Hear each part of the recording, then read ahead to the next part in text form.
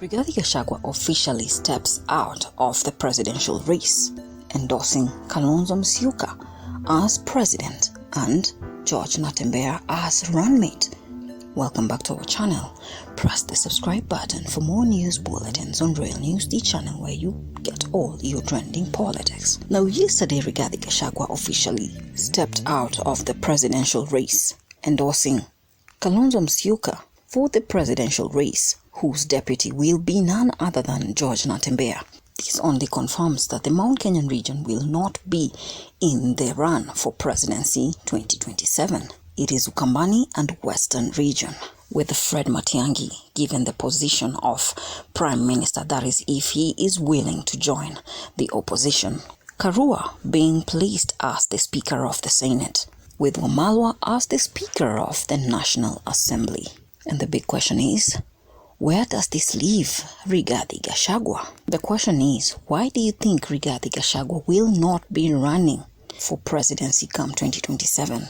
Is it because of the impeachment and the court hasn't cleared Rigathi Gachagua to run for presidency come 2027? And we all know that the Kenyan constitution clearly states that a person who has been impeached cannot run for presidency until after 10 good years. This only concludes that there will be a government of shares, and definitely Rigathi Gachagua will be taking the largest percentage of the shares in that government set. And this is where the Mount Kenyan region will benefit from. Maybe the cabinet secretary slots, the ministers, all the top dockets will be going to Rigathi Gachagua. Let me take this opportunity to thank His Excellency Kalonzo and the Wiper Party for agreeing that we put our candidates together, because their combined vote is a sure winner in Magarini. We in DCP have been overwhelmed by that very gracious action. Again, we thank Wiper Party for the gracious decision in Narok Township to cede ground to DCP. And it is in the same spirit that DCP has ceded ground in Malava, in Bere North. We want to inform the people of Kenya that the formula getting a single presidential candidate to face William Ruto is on course. And for those who have been in doubt, what is happening in these by-elections is a dress rehearsal of the formula mechanism to get a single presidential candidate to face William Ruto. And we want to assure the people of Kenya, come rain or shine, we are determined, as we have been told by the people of Kenya, that they want one single presidential candidate to face William Ruto. I have heard William Ruto bragging that with the demise of Raila Odinga, he has no opponent. I would like just to inform him that we are not his opponents. His opponents are the people of Kenya. And the people of Kenya have gone nowhere. We are just doing what the people of Kenya want. We have sufficient, clear instructions from the people of Kenya to agree on one single presidential candidate to face William Ruto and liberate our country, restore the dignity of the Paisley, restore the Kenyan nation, bring an end to the era of bribery and corruption, mismanagement of public resources, the era of abductions and extrajudicial killings. And we want to assure the people of Kenya that we are more than determined to abide by their wish to get one single presidential candidate.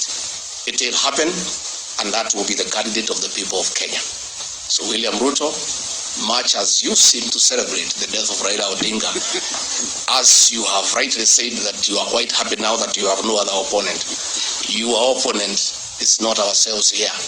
It is the people of Kenya, and they are in millions. You have heard Rigathi Gachagua endorsing Kalonzo for the run 2027. So why do you think Rigathi Gachagua has officially gone off the presidential bid and endorsing Kalonzo for the presidency come 2027? Everybody knows that Rigathi Gachagua is an impeached deputy president, and the Kenyan constitution clearly states that an impeached politician has to stay off running until after 10 years, or if through the right channels the impeachment is upheld by the courts. But Gachagua is really not yet cleared to run, as his case is still pending in courts. So definitely he will not be in position to run as president come 2027. Has Gachagua suddenly realized that Kalonzo will have more supporters, given he was once in a coalition with Raila Amolo Odinga? We are looking at every possibility that the Nyanza region could actually decide to bid its support for Kalonzo Musyoka for the presidential run come 2027. If it is an option, they would rather not vote for William Ruto but give the support for Kalonzo Musyoka, who has been a die-hard supporter of Raila Odinga for many years without yielding. The question is, can Kalonzo's team beat William Ruto 2027 and give Kenya a president from Ukambani region and a runmate from the Luhya nation? That for the first time, the Mount Kenyan region is not interested in a running for presidency, but the ultimatum set will be that Rigathi Gachagua, being the major supporter of this government of Kalonzo Musyoka, will gain 50% or even more of their government, meaning he will be in control of all the decision making, and most of the cabinet slots, ministers, will go to Mount Kenyan region. That is where they are going to benefit from. Do you think the Nyanza region can actually bid its support for Kalonzo Musyoka and not vote for William Ruto, given William Ruto is in the broad-based government with the Nyanza, that is the ODM, and is relying on Nyanza region for support come 2027? And Oburu Odinga was very clear. They are ready to make coalitions with any political party for as long as it can honor their terms and agreements. Do you think that Oburu Odinga can suddenly just change his mind and decide they are going to be in a coalition with Kalonzo and bid their support for the presidential candidate 2027? The questions are many. The theories are many. What say have you? Leave me your views there on your comment section. I'd love to hear from you. With Gachagua endorsing Kalonzo Musyoka and George Natembeya as his runmate and setting up their government, where does this leave Rigathi Gachagua? Will it be another government of shares, with Rigathi Gachagua taking largest percentage of the shares?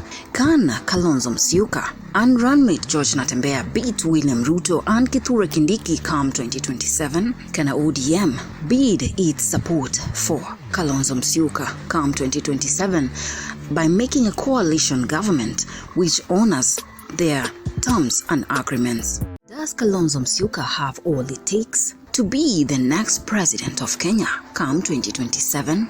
Leave me your views on the comment section. Subscribe to Royal News, the channel where you get all your trending politics. In case this is your first time to listen into Royal News, press that subscribe button and ring your notification bell so that you can be first to receive the news bulletins once we upload them. Until then, JD Ishmaels.